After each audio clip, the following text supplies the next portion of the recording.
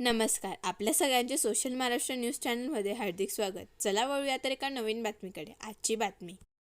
मुंबई विमानतळावर आंतरराष्ट्रीय बाजारात 40 कोटी रुपये किमतीची आणि मुंबई विमानतळावर पकडलेल्या ट्रकची तस्करी नार्कोटिक्स विभागाच्या तपासात पुढे आली असून धुळे शहराचे माजी आमदार फारुख शाह यांच्या अत्यंत जवळचा सहकारी तसेच MIM पक्षाचा कार्यकर्ता फैजल मोहम्मद हाच या प्रकरणाचा सूत्रधार असल्याचे तपासात निष्पन्न झाल्याची माहिती माजी आमदार अनिल गोटे यांनी पत्रकार परिषदेत दिली आहे. स्थानिक याच्यावर शिरपूरला गांजाची लागवड हे चालू होतं.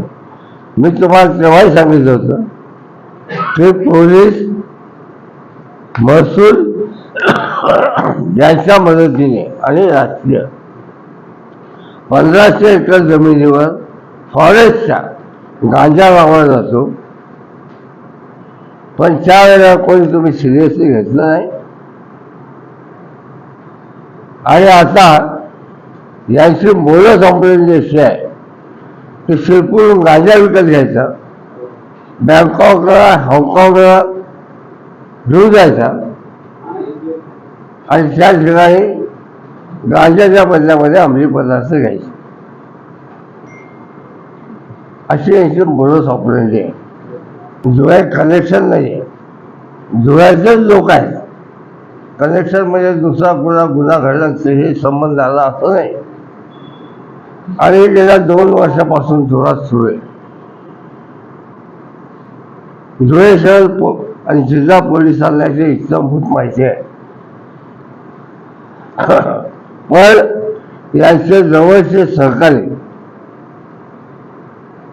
आणि MIM पक्षाचे आमदार फारुख शाह यांचे हे जवळचे लोक असल्यामुळे पोलिसांनी यांच्यावर कारवाई केली नाही. ज्या दिवशी हा घटना घडली त्यानंतर दुसऱ्या दिवशी धुळ्याला